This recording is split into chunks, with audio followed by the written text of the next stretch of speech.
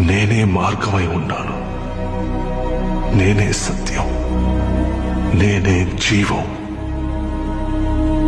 ఆల్ఫాని కూడా నేనే, ఒమేగాని కూడా నేనే, ఆది అంతం నేనే. మొదటి వాడిని నేనే, కడపటి వాడిని నేనే.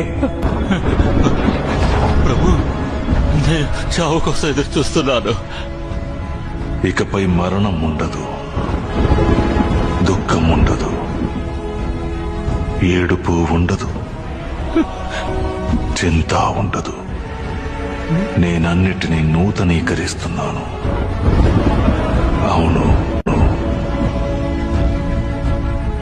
నేను త్వరలోనే వస్తాను. ఆ దేవుని కృప